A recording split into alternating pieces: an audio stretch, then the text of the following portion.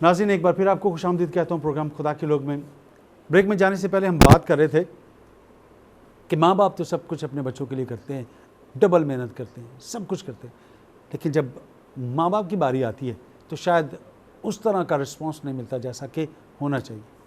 बिल्कुल सही कह रहे हैं। बहुत सारी जगह आना जाना है और मैंने देखा कि बाप जो है वो मेहनत करके बहुत कुछ करता है अपनी औलाद के लिए, यहाँ तक कि वो सूद पे पैसा उठाकर भी अपनी औलाद की ख्वाहिशात को पूरा करता है और आउट ऑफ कंट्री भेजता है अच्छी एजुकेशंस के लिए और नौकरियों के लिए, अच्छे बिज़नेस के लिए।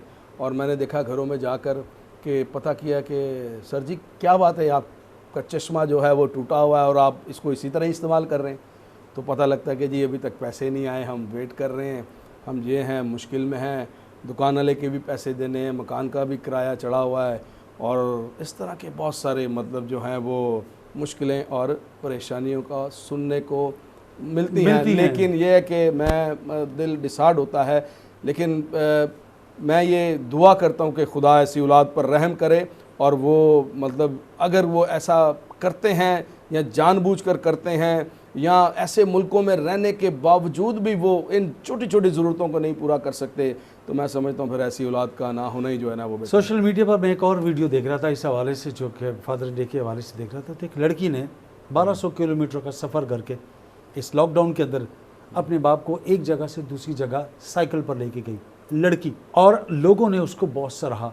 बड़ी बड़ी ममालिक जो हैं उसके इस काम को उन्होंने बहुत सराहा। बाप बीमार था और वो उसको साइकिल पर लेकर 1200 किलोमीटर मजाक नहीं है। यहाँ बात बेटे या बेटी की नहीं हो रही, यहाँ बात औलाद की हो रही है और माँ बाप के उस फ़राइज़ की हो रही है जो माँ बाप का हक़ है कि बच्चे उसको करें। हम क्यों इस तरह से नहीं करते? क्या वजूहात हैं? क्या हम खुदा से दूर हैं या हम किसी और क्या कहना चाहिए कि मुगालते में हैं और हम अपने माँ बाप को उस तरह से प्यार नहीं करते, उनको इस तरह से टाइम नहीं देते? क्या वजह है? बिल्कुल बिल्कुल मोहब्बत की कमी है और ज़रूरी है कि हम बचपन ही से अपनी औलाद को जो है वो दीनी तालीम, बिब्लिकल तालीम देना शुरू करें ताकि उनकी ज़िंदगी के अंदर खौफ खुदाबंदी हो। ठीक है, जो कुछ आज हम अपनी औलाद के साथ करेंगे वही आगे जाके अपनी औलाद के साथ वो करेंगे। हम ये चाहते हैं कि हमारी औलाद जो है वो हमारे साथ अच्छा करे, तो हमें भी कुछ उनके साथ अच्छा करने की ज़रूरत है। और जो बेटे बेटियां, जैसे कि आपने अभी सवाल ये किया कि भाई वो इज़्ज़त नहीं करते, तो मैंने ये देखा कि घरों में जब उनको सारा दिन जो है वो नौजवान बेटे और बेटियां मीडिया के ऊपर, फ़ोन्स के ऊपर लगे रहते हैं, गिरजे नहीं जाते, खुदा के हजूर में नहीं आते, बाइबल नहीं पढ़ते या दुआ में वक्त नहीं गुजारते या खुदा की बात को सुनना पसंद नहीं करते, उन घरानों के अंदर मुश्किलें और परेशानियां रहती हैं जहां पर और चीज़ों के लिए भी दरवाजे खुले हैं, शैतानी कामों के लिए और दूसरे, समझ रहे जो मैं कहना चाह रहा हूँ कि ऐसे इब्लीस के दूसरे मंसूबे होते हैं। अच्छा, खिदमत की बरकत और खिदमत ना करने की लानत क्या है? मैं सिर्फ ये बताना चाह रहा हूँ, छोटी सी बात मेरी सुनिएगा, मैं ये बताना चाह रहा हूँ कि यहाँ तक कि माँ बाप जो हैं वो लेटे रहते हैं, उनको लोग हॉस्पिटल तक नहीं लेकर जाते। बच्चों के पास टाइम ही नहीं है, टाइम ही नहीं है, ठीक है, कि वो जो है ना वो उनकी देखभाल कर सके। सबब क्या है? मजबूर है, सोसाइटी टाइम नहीं है, ठीक है। तो लेकिन नज़र बाइबल मुक़द्दस अगर हम देखें, माँ बाप की खिदमत, उनकी ताबेदारी, उनकी वफादारी का फल क्या है? और अगर कोई ऐसा नहीं करता तो उसके लिए वो लानत के नीचे, जिस तरह के बाइबल मुक़द्दस कहती है कि तेरी उम्र दराज कर, तो नेगेटिव ले लें इसको। अगर वो नहीं करते तो समझें वो लानत के नीचे हैं, ठीक है। फिर वो उनके वो बरकतें जो बाइबल मुक़द्दस कहती है कि मैं तुझे दूंगा, ठीक है, तो वो उनको नहीं मिलेंगी, ठीक है। कहता है गिन सकता तो गिन ले, तेरी औलाद ऐसी होगी, ठीक है। नस्ल दर नस्ल बरकत के वादे खुदा करता है कि मैं तेरी नस्ल को बरकत पर बरकत दूंगा। तो ये ज़रूरी है कि अगर हम खुदा की, अपने माँ बाप की इज़्ज़त करते हैं तो आसमानी बाप भी हमें ब्लेस करता है और नस्ल दर नस्ल जो है वो हमें बरकतें देता है। आपके घराने पर, बिज़नेस पर, कारोबार पर हमेशा बरकत रहती है। हम बात कर रहे थे कि बाप के प्यार की, कोई ऐसा वाक़या, कैसी बात जो आप शेयर करना चाहते हों कि हाँ वो आपके साथ ऐसा हुआ? बिल्कुल, मैं बताना चाहूँगा कि मेरे साथ भी बड़े छोटा होने के नाते से अजीब वाक़यात हुए। मुझे याद है कि जब मेरे वालिद साहब का समझ लें कि जैसे कि आखिरी वक्त होता है, तो वो काफ़ी बीमार थे और होली फैमिली हॉस्पिटल के अंदर ना एडमिट थे। तो एक इत्तफ़ाक़न एक दिन ऐसा हुआ कि मुझे ना वहाँ पर ठहरना पड़ा, और बड़े भाई जो हैं उन्होंने मुझे कहा कि आज आपने ना हॉस्पिटल में डैडी के पास रुकना है। तो मैं वहाँ पर रुका, और थोड़ी देर के बाद ऐसा हुआ कि रात थी, और रात में उनकी आँख खुली और उन्होंने मुझे कहा कि आप आज कैसे यहाँ पर आ गए। तो मैंने उनको बताया कि वो घर में कुछ काम था, तो वो भाई वहाँ पर चले गए, तो मुझे आज आपके पास रुकना है। तो वो मुझे कहने लगे कि नहीं, आप ऐसा करें कि आप जो है ना यहाँ ऊपर आके बैठ जाएं, मैं ये नीचे बेंच पर जो बेंच है इस पर जो है ना वो मैं बैठूँगा। तो मैंने उससे कहा कि नहीं, ये तो मतलब लोग आएंगे, डॉक्टर आएगा, कोई आएगा, वो मुझे डांटेगा। उन्होंने कहा कि नहीं, मैं जब आपको कह रहा हूँ कि आप ऊपर आ जाएँ और मैं यहाँ पर बैठूँ। उन्होंने इतना मजबूर कर दिया, इतना ज़िद करना शुरू हो गया कि मुझे ऊपर बैठना पड़ा। और बड़ी अजीब सी बात है कि जब वो मतलब डॉक्टर राउंड पे थे, उनके साथ नर्सेस भी थी, और एक नर्स आई और उन्होंने मेरा हाथ पकड़ा और मुझे कहा कि हाथ आगे करें, और वो सिरिंज निकाल के वो ब्लड लेना चाह रहे थे, वो मुझे ब्लड लेना चाह रहे हैं। तो मैं डर रहा था। मैंने बोला ये क्या कर रहे हैं आप? तो कहा जी ब्लड ले रहे हैं टेस्ट के लिए। तो मैंने बोला मैं तो पेशेंट नहीं, पेशेंट तो ये हैं। तो वो उल्टा जो है ना वो मेरे ऊपर जो है ना वो हाइपर हो गई, और मुझे कहने लगी कि उसका नाम क्या, ये क्या मतलब बात है कि आपने पेशेंट को जो है वो नीचे बिठा दिया और आप खुद जो है वो ऊपर। तो मैंने उनको कहा कि आपको नहीं मालूम, ये मेरे वालिद साहब हैं, ये मेरे बाप हैं, ठीक है। तो ये मैं बताना चाह रहा हूँ कि बाप जो है कि वो यहाँ तक कि जब वो दुख की हालत में होता है, कर्ब में, तकलीफ में भी होता है, तो लेकिन वो उसकी ये कोशिश होती है कि उसकी औलाद जो है, उसके बेटे जो बेटियां हैं, वो उससे जो है वो उनके हाथों से मतलब वो इत्मीनान नहीं पाएँ, वो सुकून नहीं पाएँ। तो मैं बताना ये चाह रहा था कि बड़े अजीब अजीब वाक़यात हुए और बड़ी अजीब अजीब गवाहियाँ भी हैं, लेकिन उनमें से ये एक ज़रा बहुत ही मुनफरिद थी जो मुझे कभी भी सारी ज़िंदगी मैं भूल नहीं सकता कि उनके प्यार को, उसकी मोहब्बत को, छोटा होने के नाते से वो मुझसे बहुत प्यार और बहुत मोहब्बत करते थे। कभी कोई डांट डपट, क्योंकि उनकी डांट में भी एक इस्लाह होती है, प्यार होता है, लेकिन शायद आज हम उस तरह से उस चीज़ को नहीं लेते। अगर मैं अपने ज़माने की बात करूं तो शायद हमारे ज़माने में वालिदैन का जो हिसाब किताब होता था वो फ़र्क था, आज उस तरह से नहीं है। मुझे याद है एक बार उन्होंने मुझे डांटा था, और वो भी इस वजह से कि शाम के टाइम अक्सर हम जो ना वो क्रिकेट खेला करते थे, और बाहर कुछ लड़के आए, वो आवाज़ें दे रहे थे मुझे कि भाई आ जाओ आ जाओ। तो माँ जो है वो अंदर बुला रही थी और बाहर से दोस्त जो हैं वो बाहर बुला रहे थे। तो दोनों तरफ से आवाज़ें आ रही थी। अब मुझे समझ नहीं आ रहा था कि मैं उधर जाऊँ या मैं इधर जाऊँ, ठीक है। तो मैंने माँ को कहा कि भाई आप सब्र करो, मैं आ रहा हूँ, ठीक है।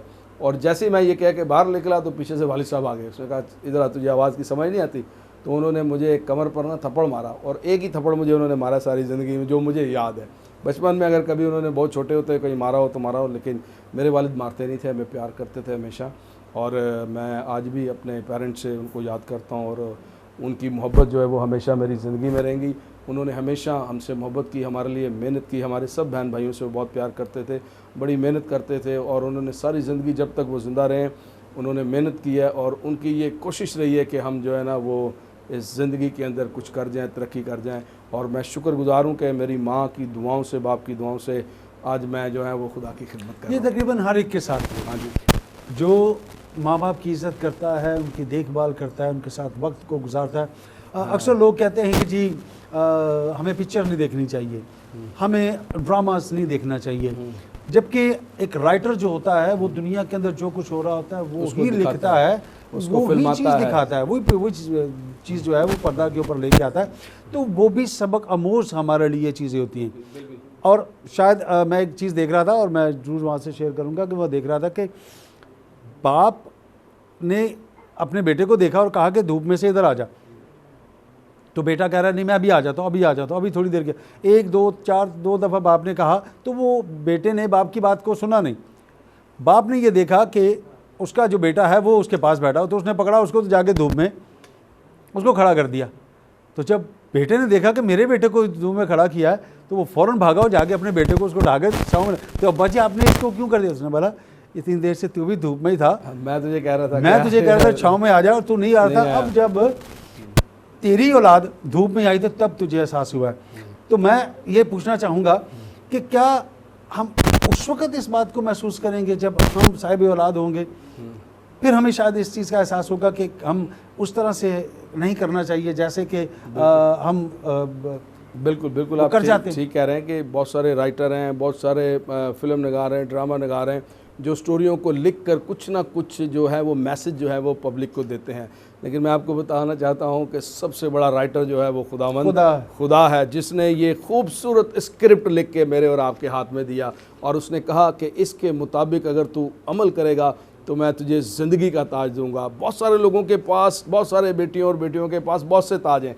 किसी के पास हीरे का ताज है, किसी के पास सोने का ताज है, किसी के पास चांदी का ताज है, पर खुदावंद खुदा जो आसमानी बाप है वो कहता है मैं तुझे ज़िंदगी का ताज दूंगा। और ये ताज वही देता है और ज़रूरी है कि हम अपने बाप की बात को मानें और सुने। इसीलिए बाइबल मुक़द्दस में लिखा है जिसके कान हों वो सुने कि रूह कलीसियाओं से क्या फरमाता है। मुबारक हैं वो लोग। मेरी ज़िंदगी जब बदली थी तो मैंने खुदा की आवाज़ को बाकायदा सुना है, अपने अंदर फील किया और ऐसे ही सुना है कि जैसे कि मेरी आवाज़ आप सुन रहे हैं, ठीक है। और मैं गिरजा घर से बस छोटा होने के नाते से ये था कि अपनी वालदा को बस गिरजा घर में छोड़ के पीछे से बाहर, क्योंकि मेरा ताल्लुक़ नहीं है यहाँ पर, मेरा कोई लिंक्स नहीं है, मैंने सिर्फ आपको छोड़ना है और जाना है। तो वहाँ से जब मैं उनको बिठाकर वापस आ रहा था तो खुदा ने मेरी ज़िंदगी से मुझसे कलाम किया और उस आवाज़ को आज भी वो लफ्ज़ मेरे अंदर वैसे के वैसे ही हैं। उसने मुझसे कहा जहाँ तू जा रहा है वो तेरी मंजिल नहीं है, जहाँ से तू आ रहा है वहीं को लौट जा। तो ये ज़रूरी है कि हमारी जो उम्मीद है वो खुदामंद खुदा से है, अपने घराने से है, अपने बाप के घराने से है। और ये ज़रूरी है कि औलाद होने के ताल्लुक़ से हम अपने माँ बाप की इज़्ज़त करें और अपने खुदा बाप की इज़्ज़त करें और उसके घर में उसके कदमों में रहें। सर बहुत बहुत शुक्रिया, थैंक यू वेरी मच।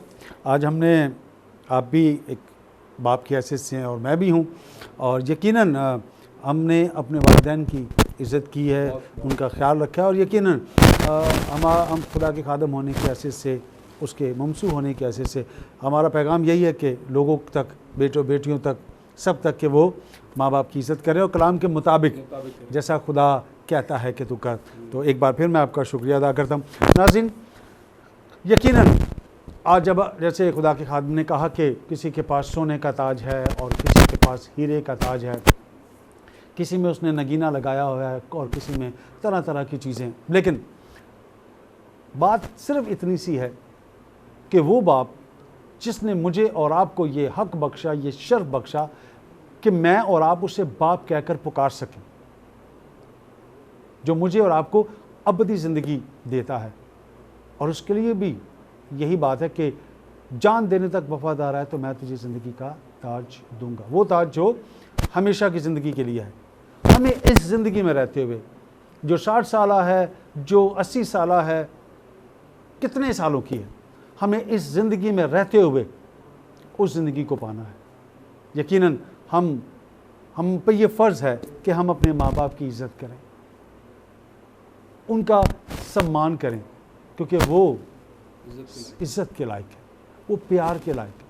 मैंने जैसे पहले आपसे कहा कि वो मेरे और शायद आपके रुपए पैसे के भूखे नहीं हैं, वो जो मुझे और आपको पालते हैं, पोसते हैं, हर तरह से मेहनत कर मुझे और आपको लेके आते हैं, क्या वो मेरे और आपके पैसे के लिए हैं?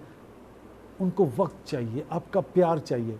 जैसे मैंने शुरू में कहा कि जब हम बोल ही नहीं सकते थे, जब हम कुछ समझ ही नहीं सकते थे, कुछ कह नहीं सकते थे, तब भी वो मेरी और आपकी बात को समझ जाते थे। आज जब वो कह सकते हैं, सब कुछ कर सकते हैं, आज मुझे और आपको उनकी बात को सुनना है।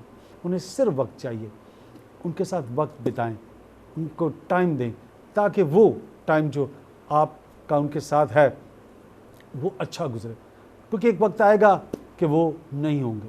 आज जैसे मेरे वालिदैन नहीं हैं, उनकी कमी मुझे हर लम्हा, हर वक्त महसूस होती है। आपके पास ये बरकत है, ये नेमत है, तो उसे थामे रहें। अब देखिएगा कि आपकी ज़िंदगी का जो आपके पास इस वक्त है वो सब बदल जाएगा, जो नहीं है वो आ जाएगा। और सिर्फ किसकी बदौलत? माँ और बाप की इज़्ज़त की बदौलत। अपने बाप की, अपनी माँ की इज़्ज़त कीजिए। और इसी के साथ मैं इस प्रोग्राम का इख्तिताम करता हूँ कि मैं और आप आज अगर यहाँ हैं तो सिर्फ़ और सिर्फ अपनी वालिदैन की ही बदौलत है। खुदा आप सबको बरकत दे और इस बात को हमेशा अपने ज़हनों में याद रखिएगा। मेरी तरफ से, मेरी पूरी टीम की तरफ से तमाम वालिदैन को, तमाम वालिदों को फादर्स डे मुबारक हो। खुदा आप सबको बरकत दे। आमीन।